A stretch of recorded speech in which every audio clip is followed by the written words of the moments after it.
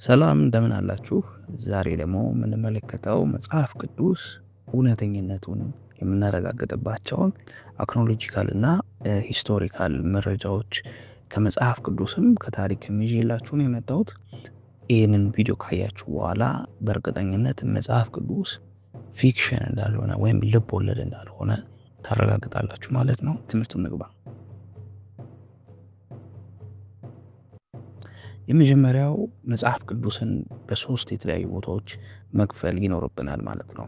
የመጀመሪያው የነሐስ ዘመን፣ ከዛ የብረት ዘመን ወይ ጥንካሬ ዘመን፣ ከዛ ደግሞ ክላሲክ ዘመን ብለን መክፈል እንችላለን። የመጀመሪያው የብሮንዝ ወይም ደግሞ የነሐስ ዘመን ከ3300 ዓመተ ዓለም እስከ 1200 ዓመተ ዓለም ድረስ የሚሄድ ሲሆን አዳምና ሔዋን እስከ ሙሴና ኢያሱ ድረስ ያለውን ታሪክ ይወስዳል። ሁለተኛው ደግሞ ከ1200 ዓመተ ዓለም እስከ 500 ዓመተ ዓለም የነበረውን ፈንት እስከ ባቢሎን ምርኮ ያለውን ይወስዳል። ቀጣይ ያለው ደግሞ ክላሲክ ደግሞ ከ300 ቢሲ እስከ 70 ዓመተ ምህረት ያለውን ጊዜ ይወስዳል። ይሄ ደግሞ የኦልሞስት የአዲስ ኪዳንን ታሪክና የአዲሲቷን ቤተ መቅደስ ታሪክ የሚይዝ ነው። ስለዚህ እነዚህ ሶስት ክፍሎች የነሐስ ዘመን እንዳልኳችሁ ብዙ ትኩረት የሚያደርገው የነሐስና የብረት ዘመን በኦልድ ቴስተመንት ወይ ደግሞ በብሉይ ኪዳን ላይ ሲሆን የክላሲኩ ደግሞ በተለያዩ አዋልድ መጽሐፍትና በአዲስ ኪዳን መጽሐፍቶች ላይ ፎከስ ያደርጋል ማለት ነው። እነዚህ ፖይንት ያደረኩባቸው 37 ታሪኮች ከዚህ ታሪኮች ውስጥ በአይረን ኤጅ ወይም ደግሞ በብረት ጊዜ ወይም በጥንካሬ ጊዜ የነበሩ ሲሆኑ እውነትነታቸው የተረጋገጠ ቦታዎችን እናገኛለን፣ ሰዎችን እናገኛለን። የተለያዩ ደግሞ የተቀረጹ የድንጋይ ላይ ጽሁፎችን የምናገኝላቸው 37 ናቸው። አንዳንዱ ክላሲክም ላይ ጥቂቶቹ 2-3 የሚሆኑትን እዛም ክላሲክ ላይ የምናገኛቸዋለን። ለምን እነዚህ መረጃዎች በብዛቱ በብረት ወይም ደግሞ በጥንካሬ ዘመን ነበሩ ካልን መጽሐፍ ቅዱስ የተጻፈበት ጊዜ በብዛት እዚህ አካባቢ ነው። እንደዚህ መክፈላችን የሚጠቅመን ለምንድን ነው ብለን ካልን ብዙ ስልጣኔዎች መፈራረቃቸው ለዚህ አከፋፈል ወሳኝነት ጥሩ ማሳያ ነው ማለት ነው። ከነዚህ መካከል የግብፅ ታሪክ አለ። ከዛ ደግሞ ታያንት የሚባሉት አሉ። ከዛ በኋላ ደግሞ የግሪክ ሄለኒዝም፣ እነዚህ የግሪክ ጨምሮ እነዚህ ስልጣኔዎች ለዚህ አከፋፈል ወሳኝ የሆነ እርምጃን ይሰጡናል ማለት ነው። በዋነኝነት ግን ልንመለከተው የሚገባው የግሪክ የጨለማው ዘመን ለዚህ አከፋፈል ወሳኝነት አለው ማለት ነው። ለነዚህ የግሪክ የጨለማው ዘመን ድርቅ፣ ጦርነት ወይም ደግሞ ረሃብ እንደ አይነተኛ ምክንያት ሊጠቀስ ይችላል። እነዚህ ነገሮች ከተፈጠሩበት በፊትም በኋላም ስለነበሩ ታሪኮች የሚኖሩ ትዝታዎች ብዙ ግልጽ ባለመሆናቸው በነሐስ ዘመን የነበሩ ሀሳቦች ከመተረክ የዘለለ ተጨባጭ ማስረጃ ማቅረብ እንዲከብደን ያደርጋል። ላብሶ ነሐስ ዘመን ላይ የነበረውን መተረክ ይከብደናል። ስለዚህ ቁርጥራጭ የሆኑ ሀሳቦችና ቁርጥራጭ የሆኑ መረጃዎች ብቻ ናቸው ልናገኝ የምንችለው ማለት ነው በግሪክ ዳርክ ኤጅ ምክንያት። በዚህ መሰረት ትኩረታችንን 37 ስለሚሆኑ በብረት ዘመን ወይም ደግሞ በጥንካሬ ዘመን ስለተከሰቱ እና ሙሉ መረጃ በግልጽ ጥናት ላይ በተረጋገጠ መንገድ በተዘጋጁ ታሪኮች ላይ ይሆናል ማለት ነው።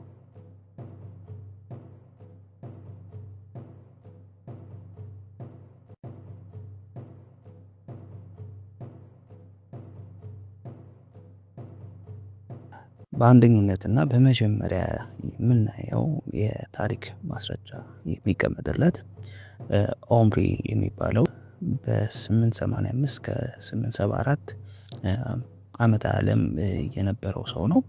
ይህ የመጀመሪያው ከመጽሐፍ ቅዱስ ውጪ የእስራኤል ንጉስ መሆኑን የሚያሳይ ማስረጃ የቀረበበት ንጉስ ነው። ይህ በአሁኑ ሰዓት በፈረንሳይ ሎቬር ሙዚየም የሚገኝና በ1868 የተገኘ ሐውልት ሚሻስቴል የሚባል ሲሆን ይህም የመጀመሪያው የእስራኤል ንጉስ ነው የሚል ማስረጃ ተጽፎበት እናገኛለን። ይሄ የመጀመሪያው ኤቪደንሳችን ነው። አሁን ላይም ሌቮር ሙዚየም ፓሪስ ሄደው ይህንን መመልከት ይቻላል ማለት ነው።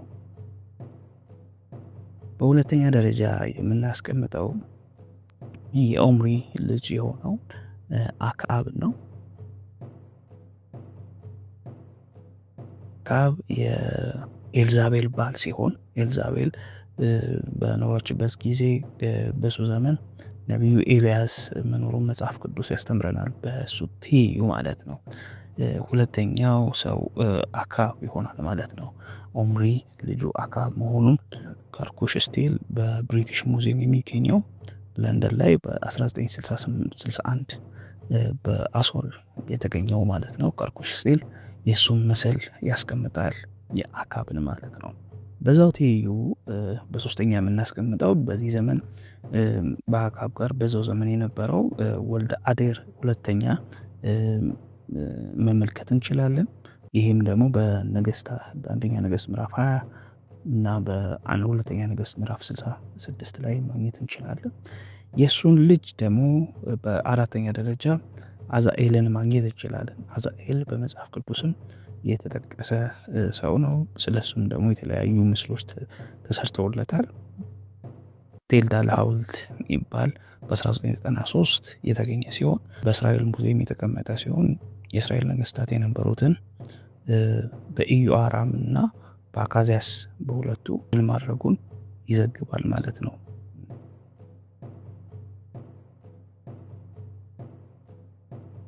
አካዚያስን ድል ማድረጉን እንመለከታለን ማለት ነው። ማሳያዎችን ስድስተኛ ሰው ያደርጋቸዋል ማለት ነው።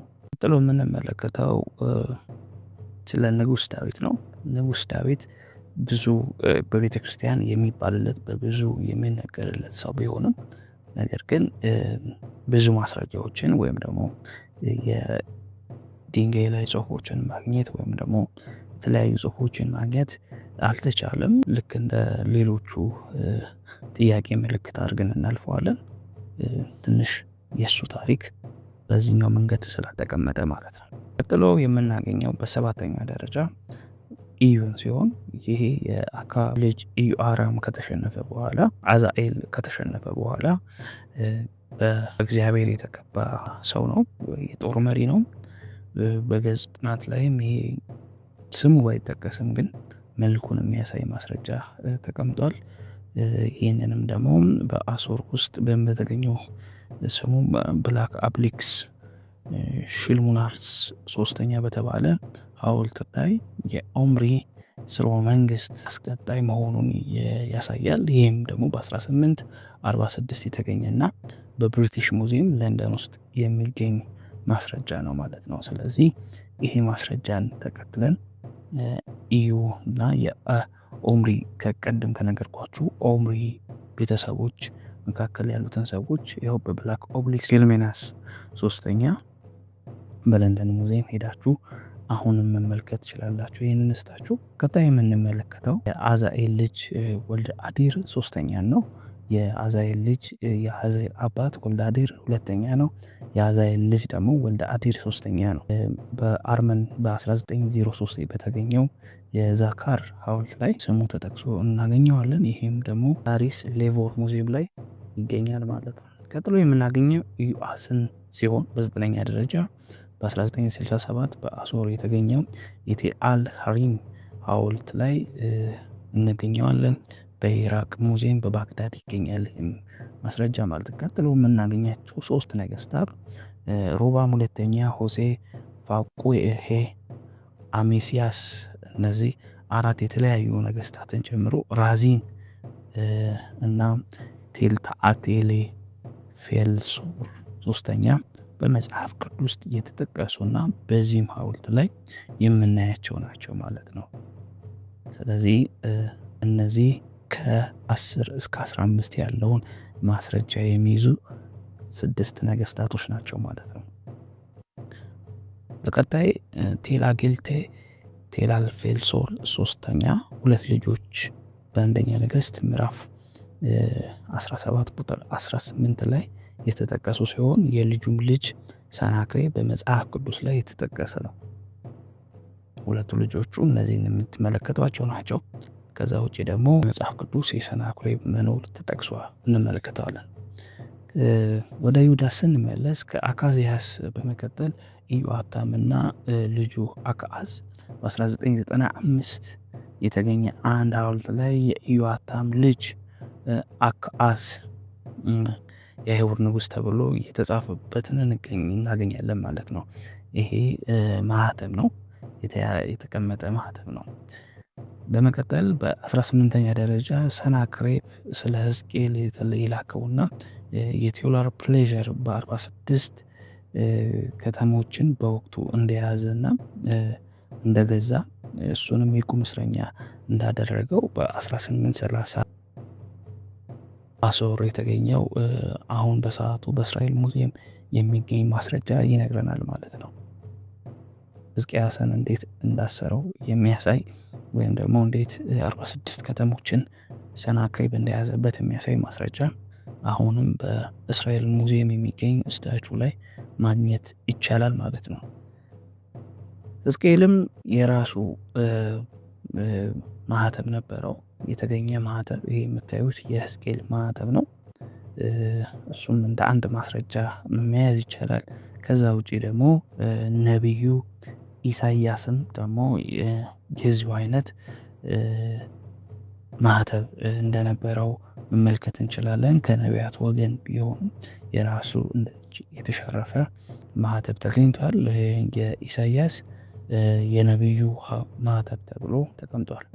በ19 ደረጃ የምናየው የሕዝቅኤል ልጅ የሆነው የምናሴ መኖር ነው። ከኤርዳሃዶን ጽሑፍ ላይ በ1917 ከተገኘው አሁን በብሪቲሽ ሙዚየም ለንደን ማግኘት የሚቻል ይሆናል ማለት ነው። የዚህን ማስረጃ ማለት ነው የምናሴን መኖር የሚያሳየውን ማስረጃ እዛ ማግኘት ይቻላል። ስለዚህ ይህንን በዚህ መንገድ እናልፈዋለን ማለት ነው። በ20ኛ ደረጃ የምናየው ሰናክሬም በልጁ ከተገደለ በኋላ አስራደን መንገሱን ሁለተኛ ነገሥት ምዕራፍ 19 ቁጥር 37 ይነግረናል። ይህም ታሪኩን በመቀጠል ለታሪካዊ ማስረጃነት መውሰድ እንድችል ያስችለናል ማለት ነው። በ21ኛ ደረጃ ደግሞ አስራደም ልጁ የሆነውን አስናፋር በእዝራ 4 ቁጥር 10 ላይ ስለምናገኘው የታሪኩ መጠቀስ ሁነኛ መረጃ አድርገን መያዝ እንችላለን ማለት ነው። ይህኛው ቀጣይ የታሪኩ ቀጣይ መሆኑን በዛው በ21ኛ ደረጃ ቲክ አድርገን ማለፍ እንችላለን። በ22ኛ ደግሞ ወደ አይሁድ ቤት ስንመለስ ንጉሥ ኢዮአስን አገልጋይ የነበረውን ሐናን በታሪክ መኖሩን ያሳየናል። ከመጽሐፍ ቅዱስ ለመመልከት በሁለተኛ ነገሥት ምዕራፍ 22 ላይ ዋቢ ማድረግ እንችላለን። የኢዮአስ ወይም ደግሞ የኢዮአስ አገልጋይ የሆነው ሐና የራሱ የሆነ የቀለበት ማህተም ነበረው። የቀለበት ማህተሙ ደግሞ የኬልቅያስ ልጅ እያለ ነው። ኬልቅያስ እንደምናየው የኤርሚያስ አባት ነው፣ አገልጋይ የነበረ ሰው ነው። የእሱ ልጅ የነበረው ሐና ደግሞ ቀለበት መኖሩን እንመለከታለን።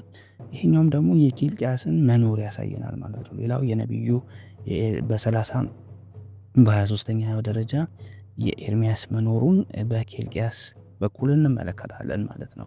24ኛ ወደኋላ ተመልሰን የፈርዖኖችን ታሪክ እንመለከታለን። ከዚህ በኋላም ሌላ ቪዲዮ በፈርዖን የዘር ሐረግ ላይ እሰራላችኋለሁ። የዘር ሐረጉን ስንመለከት ሺሻቅ የተባለ ንጉሥ በአንደኛ ነገሥት ምዕራፍ 14 ቁጥር 25 ላይ ያስመለክተናል። ሺሻቅ የኖረው እስራኤል ሮብዓም እና ደግሞ ይሁዳ በሮብዓም በነገሱበት ዘመን ነበረ። በዛ ትይዩ ነበረ የነገሰው በግብፅ ላይ ማለት ነው። ስለዚህ ይሄ ደግሞ አንዱ ማስረጃ አድርገን መውሰድ እንችላለን። ቀጥሎ ሴጉር የሚባል ሌላ ንጉስ እና ደግሞ የኢትዮጵያው ቴርሃቅ የሚባል ሌላ ንጉስ በኢትዮጵያና በግብፅ መንገሳቸውን፣ ከዛ ደግሞ ኒቆር የሚባል ሌላ ፈርዖን በኤርሚያስ 46 ቁጥር 2 ላይ መንገሱን በግብፅ እንመለከታለን። የመጨረሻ ደግሞ ሆፋራን የሚባል ሌላ ንጉስ። እነዚህ አራት ነገስታት የመጽሐፍ ቅዱስን ታሪክ ፓራራሊ የያዙ ናቸው ማለት ነው። በ29ኛ ደረጃ ናቡከደነጾርን ነው የምናገኘው። ናቡከደነጾር በጣም ሌጀንደሪ በጣም ታዋቂ የሆነ ንጉስ ነው። የባቢሎን ንጉስ ነው። እሱም ደግሞ በእሱ ስም አሁን ብትሄዱ በባቢሎን ወይም ደግሞ በዚህ በኢራን ውስጥ የሚገኝ በር አለ። ትልቅ በር ብዙ ፊልሞችም ተሰርተውለታል። በዚህ ላይ የተለያዩ ቅርጾች ላይ ተጠቅሷል። በጽሁፍም በድንጋይ ላይ የእሱ ስም በደንብ ተጽፎ እናገኘዋለን ማለት ነው። ወደ ይሁድ ቤት ስንመለስ ዮአካን የኢዮአቄም ልጅ በምርኮ የነበረበትን ጊዜ በአንደኛ ዜና ምዕራፍ 3 ቁጥር 16 ላይ እንመለከታለን። በእሱ ትይዩ ደግሞ ዮርማሮዴቅ የኢዮአስ ከእስር ቤት ሲያስመልጠው ወይም ደግሞ ከእስር ሲያስወጣው በሁለተኛ ነገሥት ምዕራፍ